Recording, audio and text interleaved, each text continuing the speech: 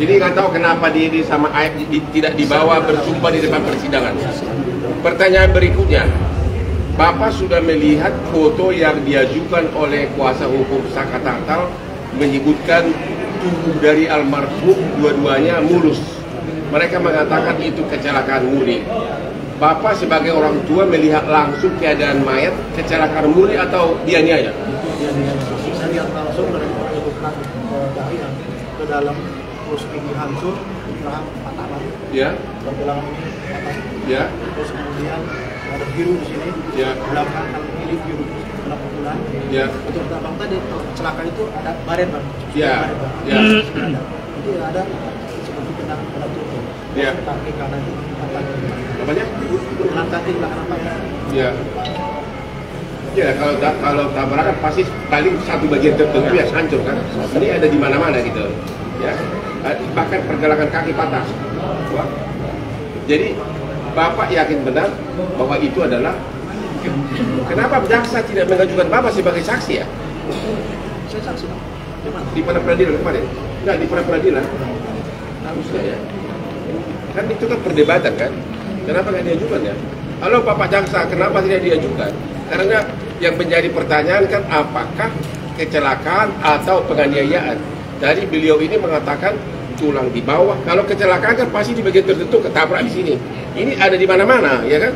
Dan Bapak yakin bahwa itu adalah Ada perbuatan pidana. Pertanyaan berikutnya, ada yang mengatakan katanya ada transaksi narkoba di belakang ini. Benar nggak sih? Tidak ada bang. Tidak ada. Ini wartawan ini mondong semua ini. Saya nanya dan nulis. Ada apa? Bukannya Bapak mau menyembunyikan ada transaksi narkoba? Tidak ada. Terus ada juga gosip selama ini kata ini Bapak melindungi cucu dari seorang jenderal polisi. Benar nggak? Aduh, saya tidak kenal jenderal bang. Saya hanya orang biasa. 2016 merasa itu bang. Bintara yang Ya. mungkin saya dalam. Pertanyaan berikutnya, hampir semua pelaku ini tergolong pekerja bangunan ya? Ya, semua pekerja bangunan. Apakah masuk di akal pekerja bangunan satu geng dengan cucu seorang jenderal? Kira-kira gimana? Logika sebetulnya tidak masuk akal. Tidak masuk ya? Mungkin Bang Wadin bisa menyampaikan. Gimana? Pelaku ini kan hampir semuanya boleh dikatakan ya ekonomi pas-pasan dari pekerja bangunan. Apakah selama ini kan media-media ini mengatakan melindungi cucu jenderal? Masuk di akal nggak cucu jenderal satu geng motor sama mereka? Tidak bang. Kenapa tidak masuk di akal? Agak susah diterima itu bang logikanya. Hah? Susah diterima logikanya bang. Gitu ya? Iya. Apalagi emang cucu jenderal saat itu ada bertugas anaknya di Cirebon atau di mana? Itu dia yang Ada nggak di situ cucu jenderal yang anaknya bertugas di situ? Di Cirebon? Nggak ada. Ya, kalau dia jenderal ngapain di Cirebon ya? Hah? Pasti di CBD ya nggak? Biar bisa berdansa ya kan? Ya?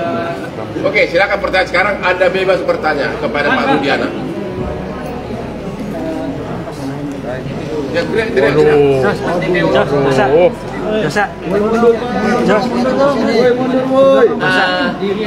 DPO itu jangan ditanya ke beliau, tanya ke penyidik dong. Yang menetapkan DPO siapa? Kan bukan Rudiana mas. Baiknya pertanyaan itu ditanya kepada penyidik pada saat itu. DPO-nya mereka dapat dari mana? Itu kan hasil pengembangan penyidikan. Ya jangan tanya Pak Rudiana. Nanti kalau Pak Rudiana jawab, ya nanti kecurigaannya menguat bahwa Pak Rudiana menyidik dong. Nah, jadi itu nggak bisa dijawab oleh Pak Rudiana. Tanya ke Polda atau ke Polres. Kalau gitu ada pertanyaan kunci. Sekarang ini kan berkembang pendapat di masyarakat bahwa 7 terpidana, 7 ya, ya, semua terpidana termasuk 7 yang lagi di penjara bukan pelaku. Menurut Bapak? Kalau saya mendasari informasi dari saudara Dino bersama Ya. yang mana dia melihat pada saat orang ribut ada upaya penganiayaan dan pengajaran yang kemudian ketika dia menyampaikan kalau dia hafal motornya warna hijau, biasanya menggunakan motor di Polsek Talo, dia menyampaikan betul itu motor yang dilakukan penganiayaan. Kalau dalam keadaan gelap dan ada jarak 100 meter, sebagaimana didengung-dengungkan oleh mantan kabar eskrim, siapa tuh? Susno Aji. Bagaimana mungkin Dede dan Aib bisa melihat bahwa itu adalah si ini, si Peggy gitu? Menurut Bapak gimana? Yang pasti yang saya dapat info dari saya, kalau yang melihat 4 orangnya. Apa orangnya? Betul, kemudian ketika saya jam 2 dan jam 14 dapat informasi, saya tukar HP sama AF, sekitar jam 16 AF telepon saya. Ya. Pak, orang-orang yang ribut malam itu sedang berkumpul di depan SMP. Iya. Yang datanglah kami ke sana, kemudian dengan baik-baik Pak, mengajak mereka untuk ikut sama kami di kantor. Setelah di kantor, lalu kemudian mereka mengakui bahwa mereka yang melakukannya. Sehingga dasar tersebut yang Bagaimana orang baru ditanya langsung mengaku? tentunya ada upaya-upaya kami untuk Apa benar disiksa, Pak? tidak ada.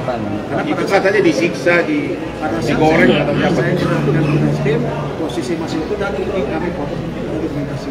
Bukan, para pelakunya ini dong. Para pelaku benar disiksa makanya mau ngaku. Tidak ada.